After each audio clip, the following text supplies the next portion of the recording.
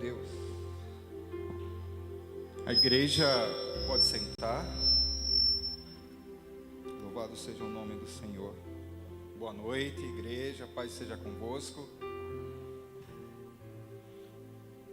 Eu gostaria que você abrisse a sua Bíblia, você que trouxe a palavra de Deus no seu tablet, no seu smartphone, ou simplesmente no livro, em Filipenses, capítulo 1. Filipenses, capítulo 1, nós vamos ler os versículos 20, 21, 22 e 23.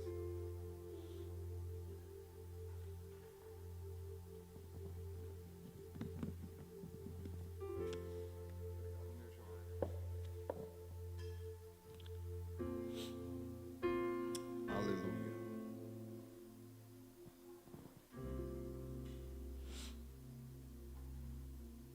Louvado seja Deus. Vamos ler? Quem já achou, diga amém. Se não achou aí, eu achei aqui, ó. Vamos lá.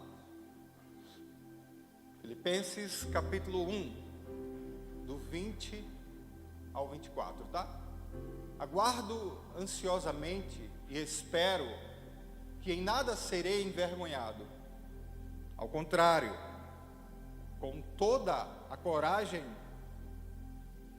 de sempre, também agora Cristo será engrandecido no meu corpo, quer pela vida, quer pela morte. Porque para mim o viver é Cristo e o morrer é lucro. Entretanto, se continuo vivendo no corpo, terei fruto do meu trabalho. Então, já não sei o que desejo escolher. Olha Paulo com dúvida. Estou pressionado dos dois lados. Desejo partir e estar com Cristo, o que é muito melhor. Curve sua fronte, vamos orar ao Senhor. Pai, em nome de Jesus, nós estamos diante da Tua palavra, meu Deus, e o Senhor já vem falando conosco, desde o momento, Senhor, que abrimos a porta deste templo, Pai, para, Senhor, interceder por este culto. Ah, Deus, desde o momento que o Senhor começou a manifestar, Senhor, o louvor da sua glória, eu tenho certeza que chegou, Deus, no teu trono como cheiro suave, o louvor da tua igreja. Continua, Senhor, falando conosco.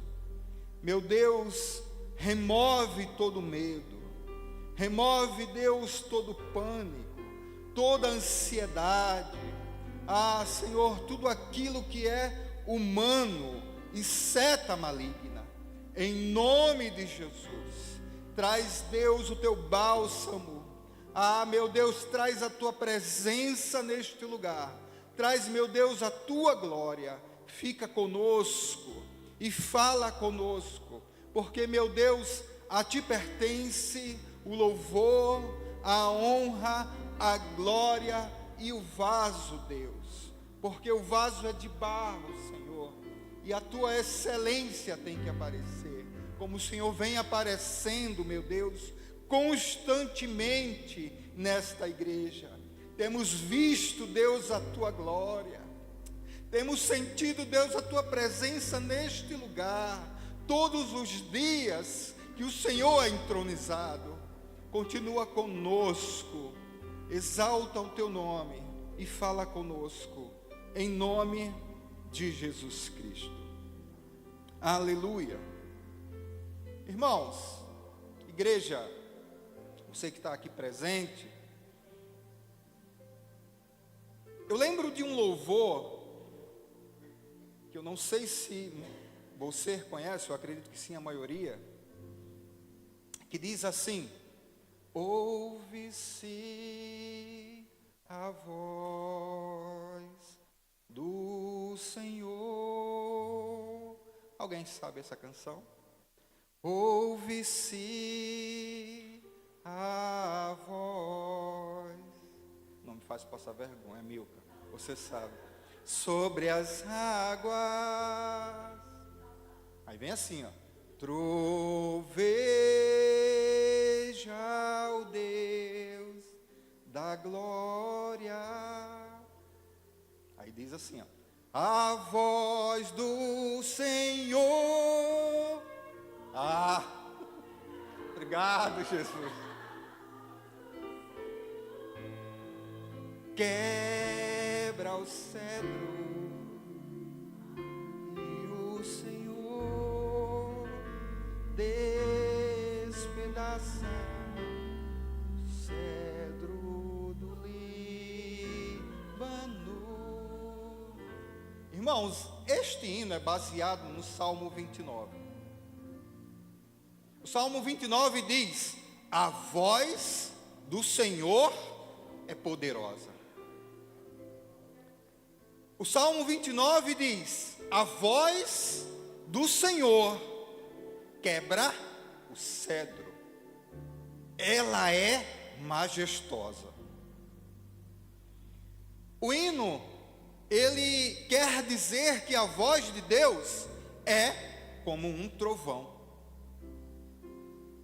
Você lembra que quando você era pequeno, sei lá, pelo menos eu lembro, quando eu era criança, e eu acho que trovejava mais do que o tempo de hoje. Ou não? Acho que sim, né? Trovejava mais do que o tempo de hoje. E todas as vezes que trovejava, eu não sei se você fazia isso, mas eu fazia. Eu corria para o quarto da minha mãe e eu ficava com medo. A Araceli não fazia, mas eu fazia. E eu dizia: mãe, o que é isso? Pai, não é? A gente corria e eles diziam: é a voz de Deus, meu filho. Não era, pastor? Irmãos, não acalmava não, dava mais medo. Não é verdade? Eu pensava assim: bom, se a voz de Deus é dessa forma, imagine sua glória, seu poder, seu tamanho, sua grandeza.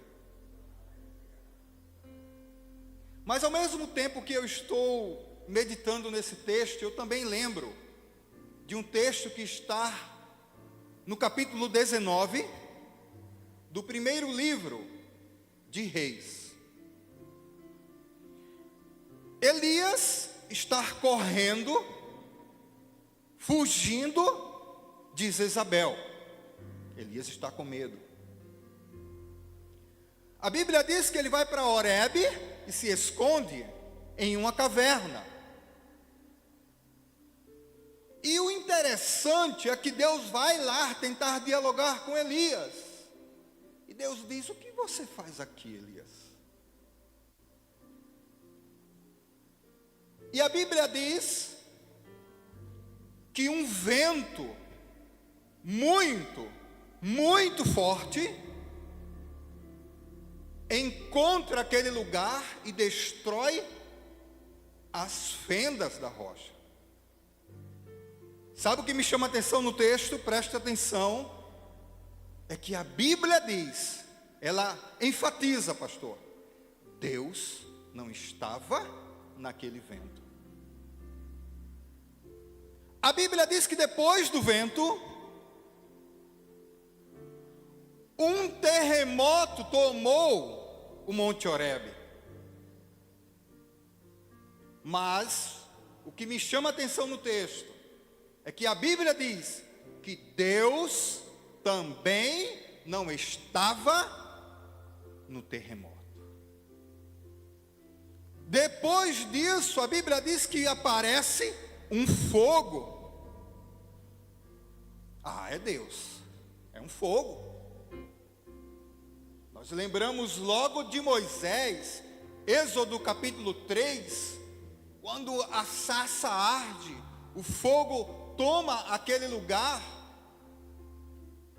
e a sarça não consome, e Moisés fica curioso e vai até o fogo, e ali era Deus. Mas nesse terceiro fenômeno, a Bíblia diz que Deus também não estava no fogo. E depois disso, a Bíblia diz que vem uma voz suave, mansa e delicada. Olha que interessante. E a Bíblia diz que Deus estava ali. O que a gente pode aprender? Que nem toda manifestação é Deus falando. Que precisamos ter o discernimento para entender, até orarmos a Deus. Deus, quero aprender a ouvir a tua voz, para não sermos enganados com falsas doutrinas. Amém? Irmãos, Deus não joga dados. Bibi, não mangue de mim. Olha, mangar.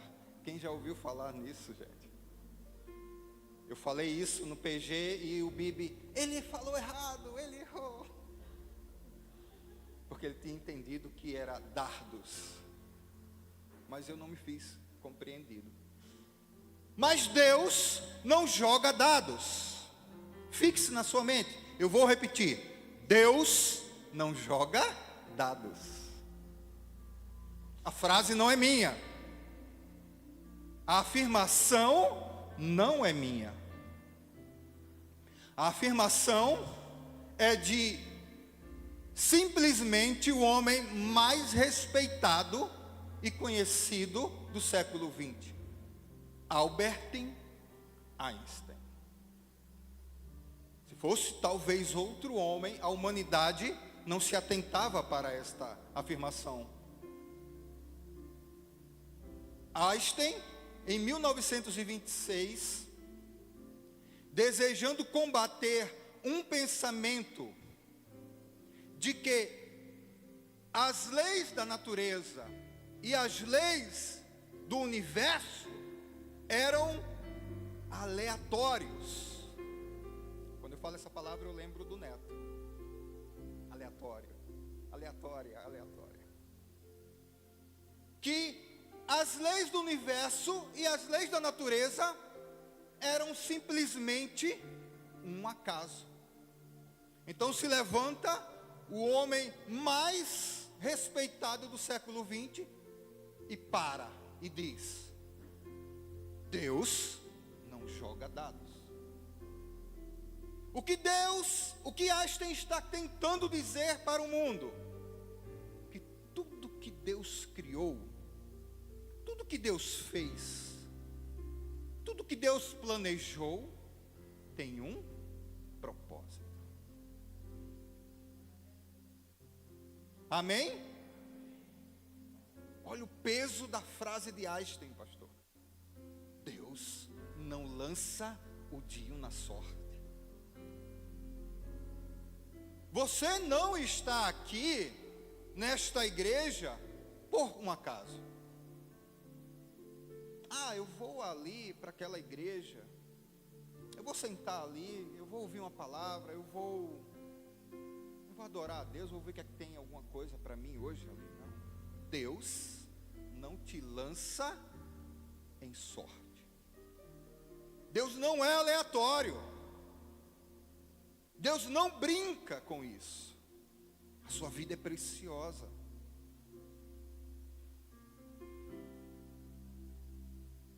Se a mídia puder colocar Isaías 55:11,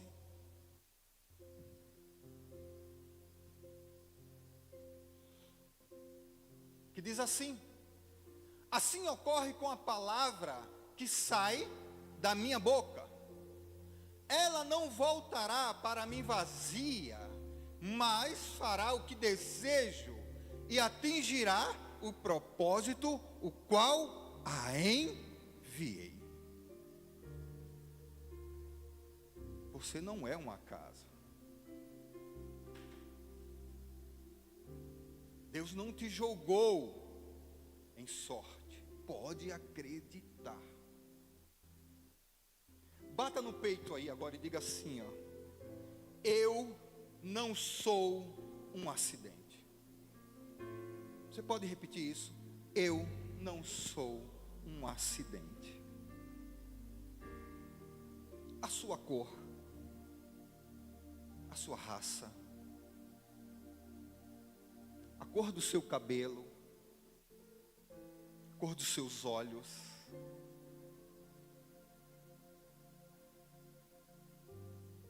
o seu DNA, a nação. Eu queria ter nascido nos States do não sei das quantas. Eu queria ter nascido na Europa, sabe, com um cabelo legal, um olho bonito e mais alto. Não. Você não é um acidente, foi tudo projetado por Deus. Vamos abrir Salmo 139, mídia, por favor. Eu vou ler até o 14. Senhor, tu me sondas e me conheces. Sabes quando me sento e quando me levanto. De longe percebes os meus pensamentos. Tu conheces a minha jornada e o meu descanso. Todos os meus caminhos são bem conhecidos por ti. Antes mesmo que a palavra me chegue à língua, tu, Senhor, já conheces inteiramente. Tu me cercas por trás e pela frente, e pões a tua mão sobre mim. Tal conhecimento é maravilhoso demais para mim. É tão elevado que não posso atingir. Para onde poderei eu escapar do teu Espírito? Aleluia! Onde poderei fugir da tua presença? Se eu subir aos céus, lá estás. Se eu fizer a minha cama no Sheol, também lá estás.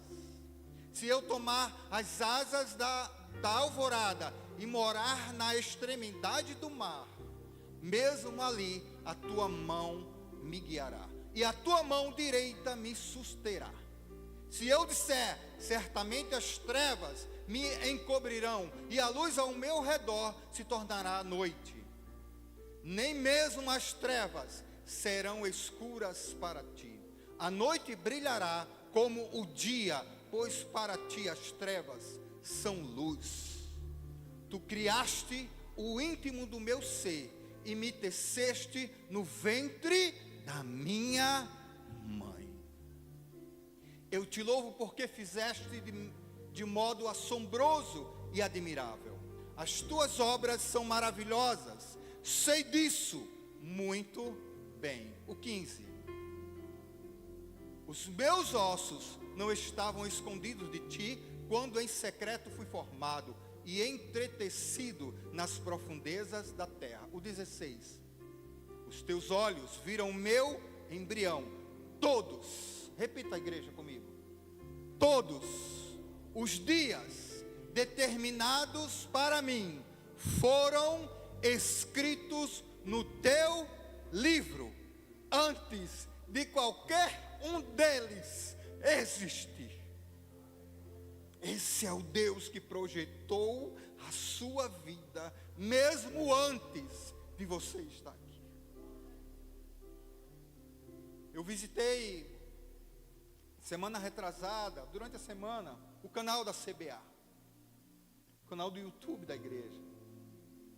E fixado está lá o vídeo do pastor, ele dando uma palavra sobre o chamado e sobre a CBA. E o pastor Lucas diz a seguinte palavra. Ele fala do seu chamado, fala um pouco das palavras que estavam recebendo e guardavam no coração, ele e a pastora Mical, e que esperava o tempo oportuno do Senhor, o tempo de Deus, mas sem intenção. E o que me chamou a atenção foi, nós não tínhamos intenção de ser líderes e pastores de igreja. queríamos servir a Deus. Pastor, Jeremias 29:11. Os meus pensamentos são maiores que os seus. A CBA não nasceu de uma reunião. A igreja CBA não nasceu de uma ideia aleatória. Ela nasce antes mesmo desses grandes existirem. É um projeto de Deus. É um propósito de Deus maior do que talvez aquilo que eles sonhem. Porque eles fazem parte de um propósito de Deus. Você não é um acidente. Por gentileza, mídia, vamos ler Isaías 41:10. Irmão, o Salmo 129 vem trazendo uma ideia de que nós somos guardados e protegidos por Deus. Você não precisa ter medo do futuro. Você não precisa ter medo do que talvez você queira projetar. Projete. A Bíblia diz: se projetares alguma coisa, certo que te sairá bem, e a luz brilhará em teu caminho. Não tenha medo do futuro. Deus é atemporal. Deus já está lá. Por isso, não tema. Estou com você. Não tenha medo, pois sou o teu Deus. Eu fortalecerei e ajudarei. Eu segurarei com a destra da minha justiça.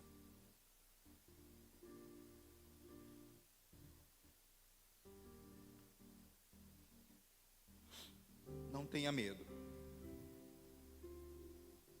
Deus tem um plano. Não é frase de efeito não, irmãos, é Bíblia, tá? Não tenha medo. Deus tem um plano.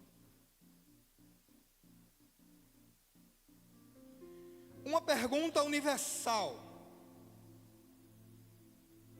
Por que e para que estou aqui? Irmãos, é uma pergunta universal, filosófica, teológica, não é, pastor? Sociológica, no meio de grupos, de universidades, até no meio da igreja, que não poderia ter essa pergunta. Existe. Qual o meu propósito? Por que eu nasci? Para que eu nasci? Por que estou aqui? A filosofia, eu falo da filosofia grega, o berço da filosofia, a antiga filosofia, ela não tem um termo definido e não tem uma resposta concreta para isso. Tanto é que é uma coisa vaga. Muitos filósofos, muita gente busca a resposta, mas não é concreta. Ela fica aberta para que o próprio ser humano busque sempre a resposta. Por que eu estou aqui? Por que eu estou aqui sentado? Mas o termo usado, Arate, que também é um nome dado a uma deusa da mitologia grega, possui um significado de excelência. Ou seja, o pensamento filosófico antigo grego, quando se fala sobre propósito de vida, a ideia é quando o indivíduo, quando o ser humano, quando o ser, a pessoa, encontra o seu ápice, o seu domínio, tipo, agora eu cheguei lá em cima, eu sou o cara. A filosofia grega, ela baseado neste pensamento, ela diz: chegou no propósito, chegou na excelência. Arater quer dizer excelência. Então, quando na filosofia grega alguém chegava no ápice, ele dizia: chegou na excelência, chegou no propósito, pode parar.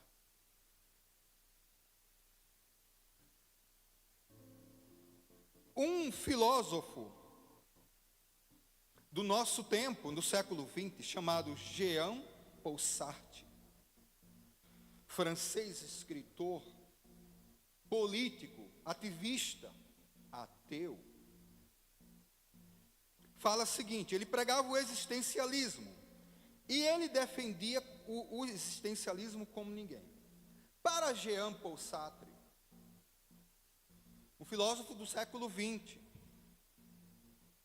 ele dizia que todo ser humano que existe, ele existe para depois correr para o seu próprio propósito.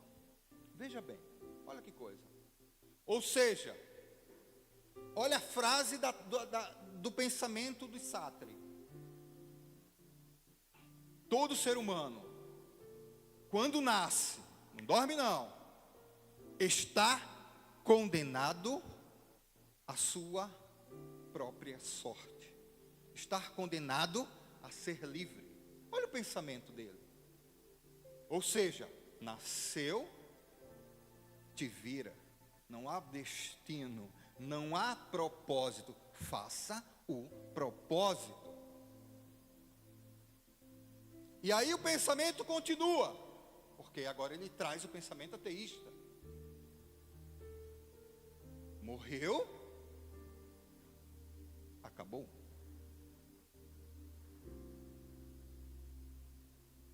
Eu prefiro ficar com o pensamento do filósofo Santo Agostinho, porque Deus não joga dados. O filósofo Agostinho da época medieval, Idade Média, perdão, fomos criados, olha o pensamento filósofo cristão da época, fomos criados por amor e com amor. Você foi criado com carinho. Quando Deus te formou, Salmo 139, a Bíblia diz que ele estava descendo. Irmãos, quem costura aqui? Quem costura? A senhora? O neto costura também? A senhora mais ou menos? Como é, irmã? Minha irmã, a sua arte, quando você está tecendo, é com amor? É com cuidado? É com dedicação para que saia tudo alinhado?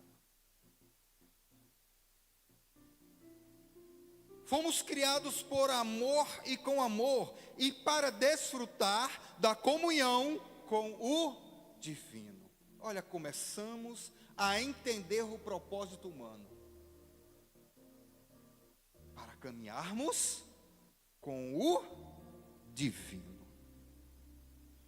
Olha outro pensamento filosófico cristão da época, São Tomás de Aquino. Quando eu leio Santo Agostinho, eu lembro do nosso pregador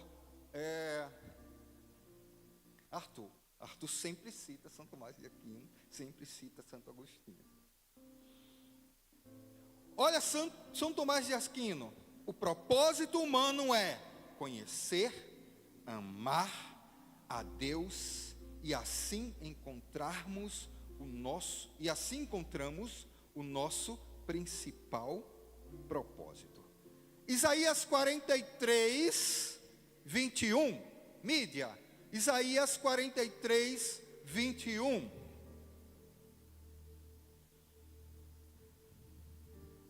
Eu amo esse texto. Olha o propósito de Deus, irmãos. Olha como não somos obra do acaso. E olha como tudo que Deus fez, E quando Deus me fez, tinha um propósito. Ao povo que formei para mim mesmo, a um povo que formei para mim mesmo, a fim de que proclamasse o meu louvor. Ô mídia, vocês podem colocar a versão Almeida Revista e Corrigida? Almeida Revista e Corrigida.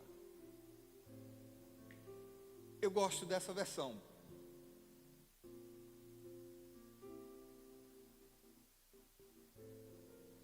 Formei um povo, minhas palavras, é o mesmo sentido. Criei um povo, criei o Dinho, criei o pastor Lucas, para que me desse louvor. Olha o propósito. Começamos a entender o propósito da criação de Deus para comigo e para contigo. Isaías 43:7, mídia, por favor, vai trabalhar muito hoje. Digno é o obreiro do seu salário, né, pastor? Vai trabalhar muito. A todos os que são chamados pelo meu nome,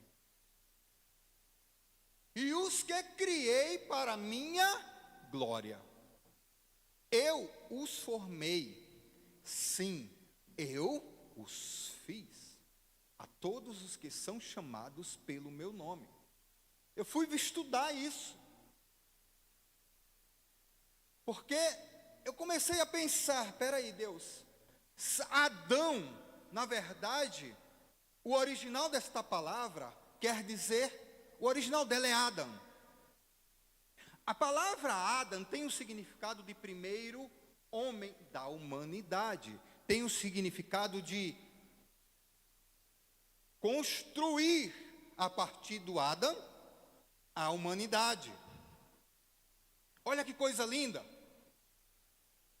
A Bíblia diz,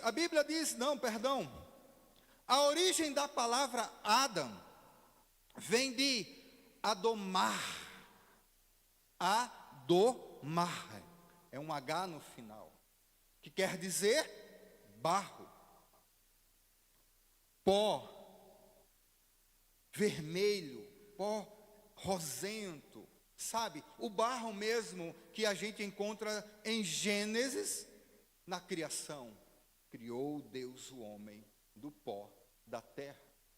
Esta é a origem da palavra. E a origem da palavra adomar vem de uma palavra que você conhece muito. Adonai, que quer dizer Senhor. Você está entendendo de que você não foi jogado à própria sorte? De que quando Deus te criou, Ele criou e assinou, tem meu nome na criação, tem meu nome no ser humano, na humanidade, tem meu nome. Como eu posso ficar com um pensamento ateísta ou filosófico, acreditando e sabendo que Deus me criou para a sua glória? Você não é obra do acaso. Aquele lugar que Deus te colocou, e talvez por algum momento o inimigo tenha se levantado, e talvez você esteja com medo. Fica tranquilo. Deus não te lança a sorte. Deus te colocou lá. Deus tem um plano. Deus está no controle.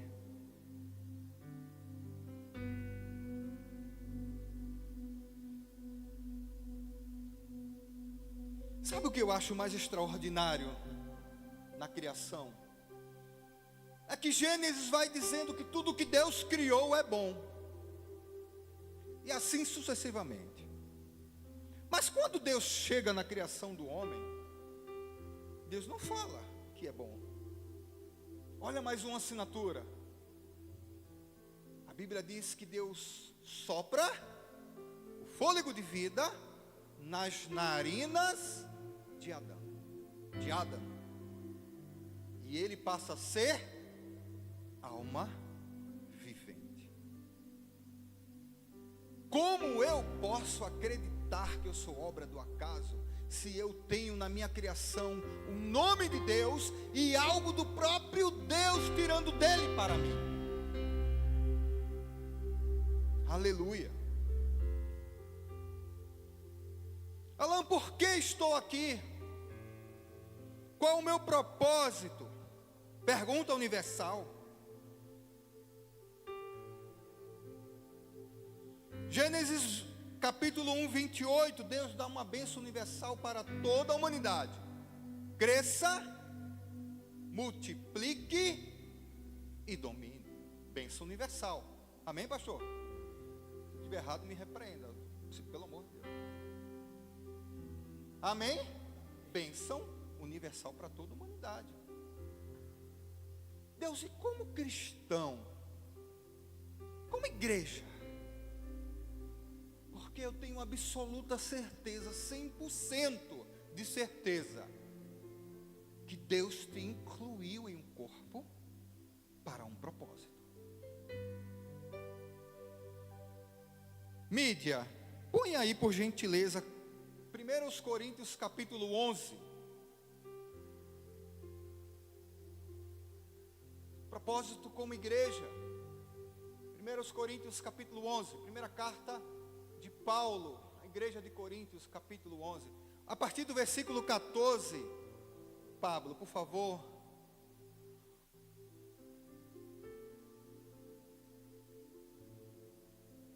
Eu acho que eu errei o versículo. Um momento. Eu acho que não é esse. Mas eu vou achar aqui. Desculpa. Pablo, eu vou achar aqui. Achei.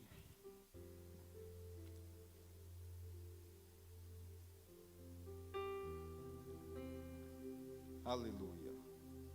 Vai dando aleluia, irmão, para o pregador não ficar com vergonha. Aleluia. Vai dando glória a Deus para ele não ficar constrangido. Ele já sofre com isso, irmão. Tu não tem ideia. Amém. Achei. 12, 14, mídia. Perdão. Vamos começar.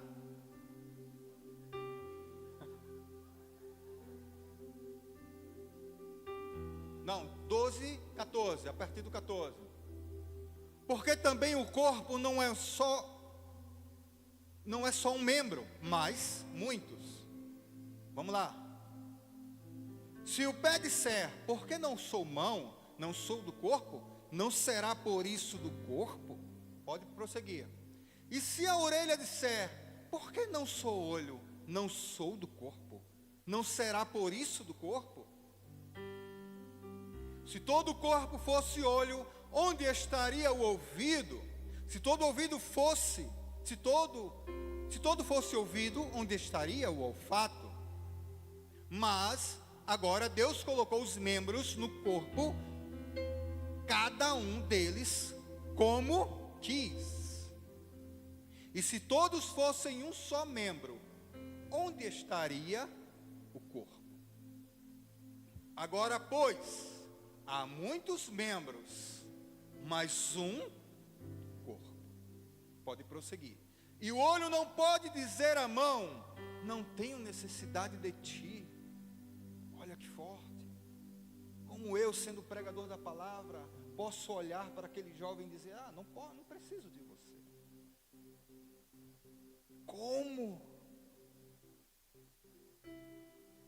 Como você pode olhar para mim e dizer, eu não preciso dele? Eu sou um membro, eu estou incluído em um corpo. Eu preciso de você. Prosseguimos. Antes, os membros do corpo que parecem ser os mais fracos são necessários. Espera aí. Antes, os membros do corpo que parecem ser os mais. Se Paulo tem esse pensamento, porque existe. São necessários. Faz o seguinte: depois que tu chegar em casa, tira o sapato, corta o teu dedo midinho e tenta andar. Não faça isso, é uma aleatoriedade da minha mente. Mas se o seu dedo midinho não existisse mais, você já percebeu que o sustento é Ele? Já percebeu? Tira. Mídia, vamos prosseguir? E os que reputamos serem menos honrosos no corpo, a esses honramos muito mais. O propósito da igreja, eu como igreja, meu propósito. E aos que em nós não são e aos que em nós são menos decorosos, damos muito mais honra.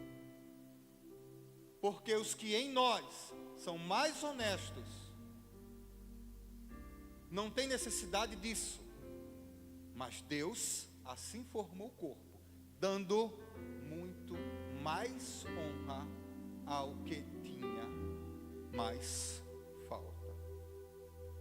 E se eu disser a você que talvez aquele grande pregador que você gosta de ouvir, é uma metáfora, tá? De repente chega lá no céu e diz: Deus, por que eu estou nessa casinha tão pequena? Eu preguei, eu levei milhões de almas para ti, eu levantava paralítico. Aí vai ter uma mansão do lado da casinha dele, uma metáfora, é uma conjectura de um pregador. E vai estar lá aquela irmã humilde que todos os dias ele passava por ela e não dava paz. Talvez o Senhor diga para ele: era ela que intercedia por você para que você fizesse tudo isso. Eu conheci um pastor que dizia para mim: Alain, no céu haverá muitas surpresas. Então, sabe por que eu sigo o Senhor e a senhora? Por causa do propósito. Porque a partir do momento que eu não enxergar propósito, eu não vejo mais razão de estar. Que Deus permaneça com essa graça na vida de vocês.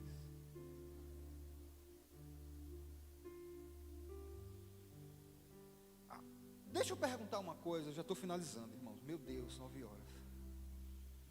E o seu propósito para com Deus? Simplificando, você e Jesus. E o seu propósito com Cristo? Talvez você esteja se perguntando: por que Alain leu Filipenses 1, 20, 21, 22, 23? Porque eu acho que não tem nada a ver com o que a gente desenrolou até agora. Mas tem um propósito. Vamos lá, mídia, novamente, vamos voltar? Efésios 1, 20, 21, 22 e 23. Filipenses, TDAH, pastor. Filipenses 1, 21, 22, 23. Porque para mim o viver, olha que coisa linda, é Cristo, e o morrer é lucro, é ganho. Mas se o viver na carne me der fruto na minha obra, não sei então o que devo escolher. Mas de ambos os lados estou em pressão, em aperto, tendo desejo de partir e estar com Cristo, porque isto é ainda, deveria ser o pensamento de todo cristão, de verdade, irmão. Eu estava em uma terapia, acho que a semana passada. Eu faço terapia, psicólogo, não tenho vergonha de falar. Fazia 2 anos, tive algumas demandas, retornei. E eu estava discutindo, pastor, isso com ele. E ele dizendo: Alain, alguns homens de Deus também pediram a morte. Não que eu esteja pedindo, irmão, não era o assunto. Mas a gente entrou no assunto. Aí ele falou de Elias, aí ele falou de Salomão, aí ele falou de outros profetas. E aí citou esse texto, pastor. E quando ele disse Paulo, lembre quando ele disse: o viver é Cristo e o morrer é lucro. Aí eu disse: para, não tem nada a ver. Posso questionar? Pode, ele é pastor, cristão, teólogo, homem de Deus. Posso questionar? Pode. Tá, vamos lá. Paulo, ele se declara, preste atenção, como um apóstolo nascido fora de tempo. Correto, pastor? Paulo não anda com Jesus Cristo. Apesar dele declarar: trabalhei mais do que todos. Tudo que Paulo tem de evangelho, de doutrina, é dado por revelação. O pastor pode confirmar. Ele passa algum tempo no deserto, não me recordo qual deserto, mas ele passa um tempo e ali o Senhor vai dando o evangelho para ele. Tanto é que ele diz em algumas regras para a igreja, em algumas doutrinas: eu recebi do Senhor. Paulo, irmãos, é considerado o doutrinador da igreja, é considerado o maior pregador da igreja, é considerado o maior missionário da igreja, é considerado o maior embaixador da igreja. Paulo prega na casa dele. Pode vir, ele está preso em casa, em uma ilha, e o povo está vindo e ele está pregando. Paulo prega nas cadeias e em prisões, ele está preso, as pessoas vão lá e ele está pregando. Paulo prega nas escolas, Paulo prega nas praças, Paulo prega em palácios para as autoridades, Paulo prega para cortes, reis e príncipes. Paulo trabalha mais do que todos, segundo ele. Só que o colégio apostolado, existia um colégio apostolado que não reconhecia Paulo como apóstolo.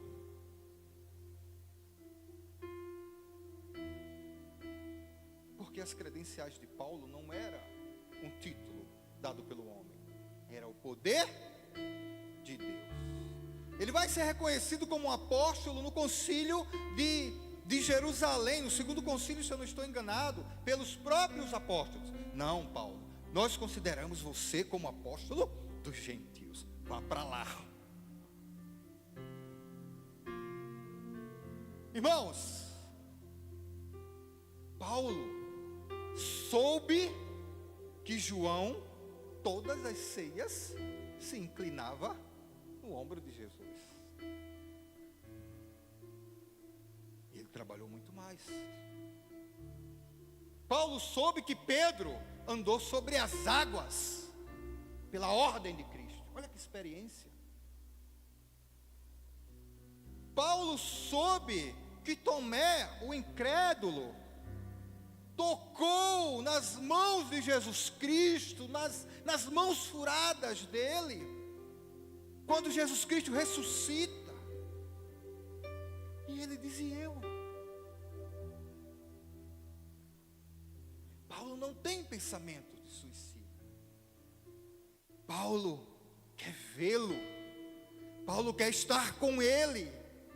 Paulo deseja encontrá-lo pessoalmente. Para mim, o morrer é lucro e o viver é Cristo.